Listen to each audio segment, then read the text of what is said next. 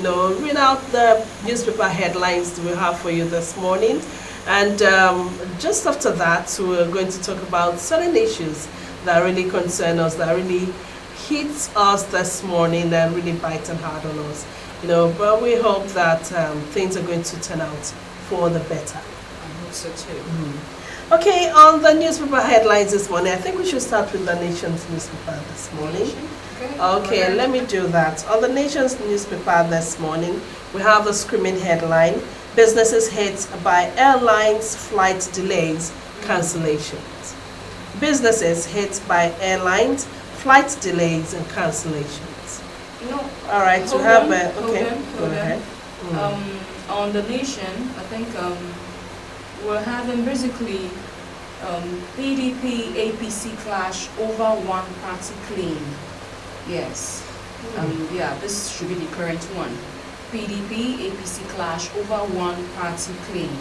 And still on the same paper, we have JAM, WAEC, go tough on exam malpractices. JAM, WAEC, go tough on exam malpractices. Okay. Because we're still coming back to that. Yes. Exactly. And still on the same the Nation, we have Tinubu 6 lawmakers nudge to borrow 757 billion naira, $23 billion others. Okay. And there's one there. I don't know if I'm right. Tantita, something like that. Security Services Nigeria Limited. Has 2 years to the president. To the president. Okay. For the stating of 2 years of outstanding service and achievement. Congratulatory message to Iyalewe of Baramatu Kingdom, President Bola Ahmed Tinubu, GCFR. On the face of the newspaper, cover page, that is a serious issue. Even other people that took actually took center stage of the film. So on the front of the cover page of the newspaper, they had to take time to celebrate the president of the country for his 2 years in office. Well, it's not really easy, but we're here. Yeah, we are. 2 years and we're still counting. All right, we also have JAM, WAEC, go tough on exam malpractices. Yes, I love that. Okay. We'll still come back to that. What's this? Rumpers over third term bid by Lagos Council Chair. Democracy at 26, still much to do. 26. Okay. Wow. Moving on to the next. All right, I think we should move on now. Okay. The next is the Daily Times, right? Okay. All right, on the Daily Times newspaper this morning, we have 15-year, $500 million Nigeria trust fund, additional grateful to FG. Yeah. Really?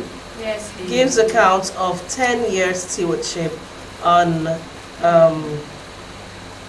aid. Stewardship now as a AFDB president. He's the outgoing president now, and from what we've read so far, he's done well. In fact, he's done Nigeria proud. He's the first Nigeria ever to take up that position. Yes. Okay. All right. To have also troops foil attack on new Mat Kunshe neutralized corps of insurgents in Borno. Okay. We also have Tinubu asked NAS to approve $21.5 billion foreign loan, and that is 758 billion naira pensions bond. It's still on the same paper, we have IBAS to defend Rivers' budget before joint NAS committee. IBAS to defend Rivers' budget before joint NAS committee. And that is the budget presented by the president himself. No. To the House. No, the administrator, the administrator of is to defend. Yes, is to defend the Rivers budget. Then we have 80% of workers lack social protection. That's coming from NECA.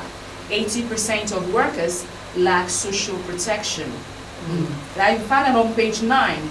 Reps move to restructure Nigeria's finance sector. Reps move to restructure Nigeria's finance sector. Okay, you find that on page 7. And still on the Daily Times, we have NAFDAC uncovers fake drug factory in Delta. NAFDAC uncovers fake drug factory in Delta. That's on page 5 of the Daily Times. And like we heard in our story yesterday, Children's Day, Tinubu reaffirms commitment to child protection. Tinubu reaffirms commitment to child protection. You find that on page 12. Yes. That's talking about the bullying of, the children. Yeah. Don't say that the children are our future. But the children are our future. But what modalities are being put in place? Come back to make sure that these children are really brought up to be the future of the country tomorrow, because the future is really looking bleak to me. All right, let's move on to the Nigerian Tribune. Okay, on the Tribune this morning, we have Tinubu writes NATS, $621.5 billion external loan, and 758 billion naira pension board. Okay. That you find on page 3 of the Nigerian Tribune this morning. Okay. We also have INEC still recognizes Anyanwu as PDP National Secretary. Report. Committee urges PDP to follow due process on Southeast replacement demand. Okay. Moving on now, we have FG Direct's 3-year ban on students caught in exam malpractices. That's a good one. I think I back up that too. All right, we have below the major headline there, we have APC plotting one-party rule out of fear of 2027 defeat. APC plotting one-party rule out of fear of 2027 defeat. PDP NEC saying this. We will never succumb to intimidation, exclusion, governors rather. NEC to discuss National Secretary position June 30. And I won't attend PDP meeting until Wike autumn, others are expelled. Lamido is saying this. You find this and more on page 14 of the Nigerian Tribune this page morning. 3 and 4. On page 3 and 4. Yes. Page 3 and 4. My eyes deceiving me. Okay. Yeah. All right. We also have the story of the troops foiling a ISWAP attack in Mate. Kills cars, recover explosives. Okay, we have a whole lot here. We have ex-PDP chairman's son, accomplice, jailed 14 years for 2.2 billion naira subsidy scam. That you find on page 13. One dies, many trapped in Ikorodu building collapse. That's Muslims to observe Eid al-Kabir Friday, June 6th. Another public holiday there. Yeah, this week. My God. We also have 1.2 million Nigerians displaced by flood in 2024 NEMA. And we're here This is in a reporter. So, 2025. yes, and I just hope there are measures in place I hope to so. make sure There are plans to make sure that they curb future occurrences. Yeah. Yes. Okay, can we move on now? Sure, we can. All right. We're moving on to the Punch newspaper this morning. All right, on the Punch newspaper, we have fresh $24 billion borrowing made balloon Nigeria's debt to 183 trillion naira. That is fresh. Fresh indeed, right? Honestly. We're talking about trillion here, not even billion. Trillion, and it's almost hitting 183 already when this borrowing of 15 actually if it takes pulls effect. through, yes, it really pulls through. But I don't know. For a while now, we've been saying that the subsidy removal has been yielding interest and savings. That's why I said we still come back to that. Let's finish with the Okay, let's just let that be for now. Celebrating 2 years of leadership and progress. That is to the chief executive of the country, right? And here we have a PDP, NEC under pressure as INEC validates leaky-backed secretary. That's on page 2. Yes, and NFIU probes 48 billion naira suspicious transfers to Dubai, Hong Kong. Okay. So we're moving on now. Okay, on the Vanguard newspaper this morning, I think that should be the last.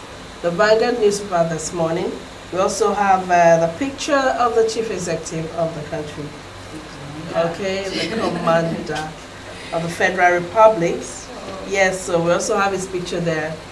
Felicitations, felicitations and more felicitations. Okay, we also have debt heads for 180 trillion naira as Tinubu 6 fresh 34.15 trillion naira loans.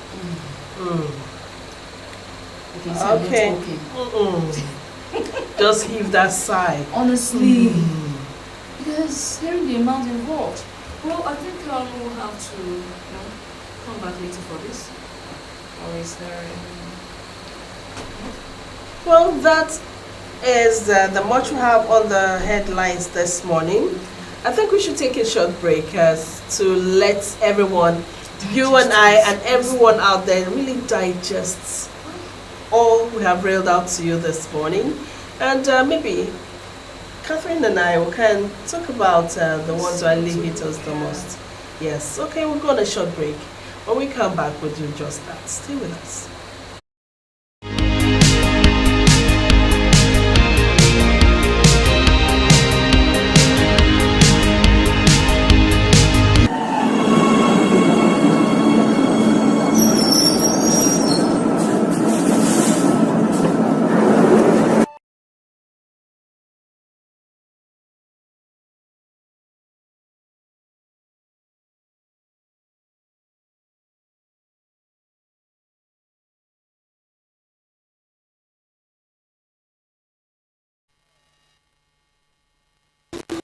Thanks for standing by. You know, if not for you, we wouldn't be here actually.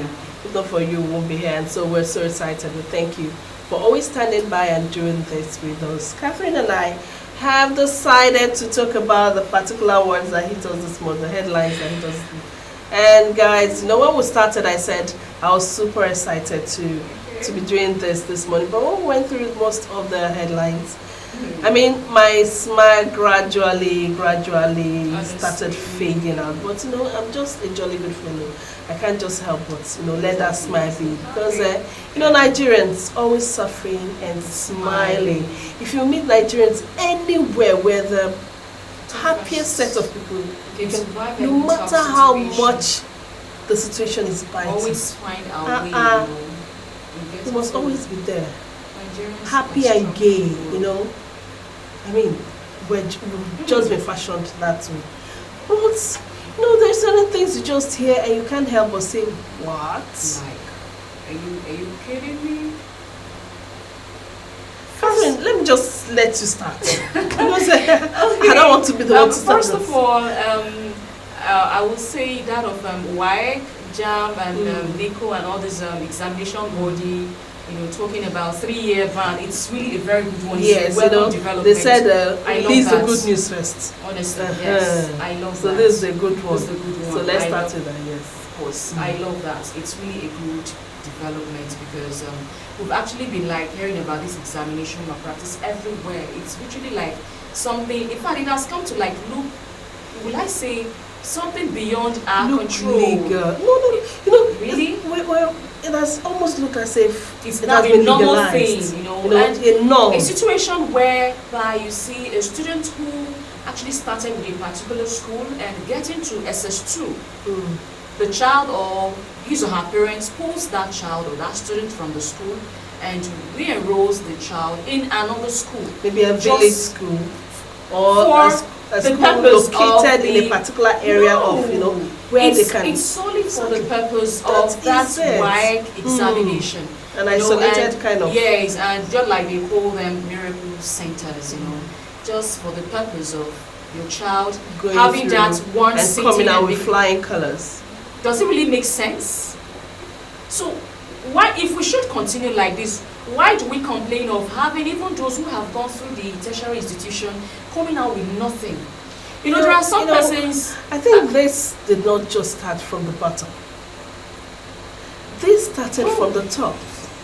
And I say this because, you see someone who graduated with something up there, with good grades, and at the end of the day, this person does not get enrolled or, admitted, or does not even gain employment in even the normal government owned institutions that, usually when you graduate, go to and school, it's part of corruption, Definitely. That's At the end of the day, you hear my list, Catherine's list, Andrew's list. A whole lot. A whole lot of lists. And if your name is not enlisted on those lists, forget it. You do not get employed. And so it does not really matter if you have anything up there. So you can see that this thing called corruption, it's everywhere. It's like a fountain flowing from a spring, just comes up like flows down, and everyone is involved. It's when one finger rubs oil. It soils the rest for. Most times when we talk about corruption, we usually look at our political office holders, look at those in the government offices, and maybe some persons in some corporate organizations. But individually, in our daily activities, we have one way or the other, we carry out or perpetuate these corrupt practices. And it's gotten to a point where even one person that stands for the truth is looked at as everyone will be against you. Where is this one coming from? Exactly. You now look like the wrong one. You don't even know what you are doing. Exactly. Whereas you and so most times you just say, if you can't beat, if you can't. But it's just not good. But that is the wrong. It is wrong. It's not very wrong. Why are we enjoying them? Now we're hearing now that some penalties will be taken. Right? Even out to the CBT but centers. These are still the people who perpetrate this. So they have children in some schools, and they open portals, get the questions for these exams, and I'm sent to the children. Today, one thing I still look forward to see, it's not just enough to tell us this is the measures we're going to come up with. It's until we see them put these things into practice. Let's just see these things happening. Funny enough, these penalties are mostly carried out on the less, the citizens who do not have someone to fight for them. Let's just see how far it goes. And those who have, you don't even hear their names. Let's see how far it goes. But really, if they will just be able that to do something about this, and definitely everyone, not caring who's asked. It will help. So those persons who get admitted into the tertiary institutions and who finally graduate, because the same thing still goes on in the tertiary institution as well, we'll be sure we have sound graduates. I was telling OD out there before the program that you will see some core members don't even know how the word core is pronounced. Cops. You say it's cops members. Oh my goodness. A lot of things, and you begin to wonder, is this person not supposed to be? Do you know what a cop is? Oh, not a cop. You know what a cops? We don't have much time, and we still have some other things to talk about. So if you go, at least I've talked about mine, and you go to the next one. Yes, the one that really baffled me this morning was when I heard that a country endowed with so much wealth, natural resources, and human resources would, up till this time, at this stage in our existence, not just borrowing up to such tune amount at this stage in our existence, we still imagine, I'm not talking about subsidy removal, thinking of even with going all and that borrowing. people have gone through. So what happens to the subsidy? I thought we said subsidy removal will help us ameliorate the situations of this borrowing and save, and not just helping us. We've been hearing that it's done a lot. It has gone a long way to help us why save huge sums of money. So, and who are we borrowing for in the first place? Okay. countries like Dubai borrowed, quite alright. Countries were even better than yes. Dubai we had borrowed, but used it judiciously. Are you seeing my hand? Used it for the betterment of the citizens, and people come from all walks of life to Anybody enjoy contribute to their economy, boosting the economy of Dubai. Nigeria, I don't know. We always go. Nigerian have from one state to the other. We say we have the right to borrow. It is our birthright, right? To borrow. Okay, we go borrowing. What do? We use it for the betterment, or we use it the amount for in our question is what really understand. Makes anyone what? So wow. 21 points. We're talking about $1 billion. Exactly. We have a huge sum already at stake to refund now, and so if this goes through, that means we are headed to 183 trillion thereabouts. Yes. So who's going to keep servicing all these loans? No, when you step before aside, you know it, this tenure, Bola Ahmed Tinubu's tenure. Region will go. Of course. And someone else will take comes in and it starts continues. servicing the loans. And you for keep how long are we going to the country? But hearing this kind of thing, would you actually, let's assume you were there. When you hear this, would you still be encouraged to come back to your country to invest? Or if I were the one out there, definitely I will. I won't think of what the situation things are in right now. I wouldn't think of what I stand to. I would think of what my country at the long run stands to gain. But the most disheartening aspect of this whole thing is the insecurity level. Because you won't want to come to a place where you're not even sure of. Exactly. You're not safe. We're not talking about the so you yes, as a person, you're not safe. Your investments. We saw is also that of Ondo, the three persons who were returning from church activity got kidnapped. And finally, they are now demanding for ransom of 15 million. Okay, and even a brother that was kidnapped, they had to send the other brother to, go send the ransom to, and he ended up being. So the level of insecurity in the country is really. Those are the things we should be thinking about. How do we curb this? But by the time you ask them, they will tell you this money is equally going to be channeled into taking care of this insecurity situation in the country. And year in year out, we still remain where we are. When you have a business and that business is not really doing well, and you do not really have enough resources to come, why don't you go into partnership? You go into partnership, see those who can come together, to see if there's a way forward, to move this thing ideas together, yes. So why not go out there and seek opinions, collaborate with those out there to see if there's a way to assist in bringing out the country from the dungeon it is heading into, rather than thinking of borrowing and more borrowing. I don't know. I just hope that we have a way out of this whole situation, because if we keep borrowing at this level, I don't know where we're headed. Well, that is how we wrap up our program this morning. We wish we had more time to talk about this, and we wish we had the avenue for you to call in and also tell us how you feel about it. But someday we'll get to that point where you have to call in and tell us how you feel, and suggestions could come not just from one person, from any other person. So my name is Ebere Ainda, and with me is Catherine Agu. Together, we'll say have a beautiful day.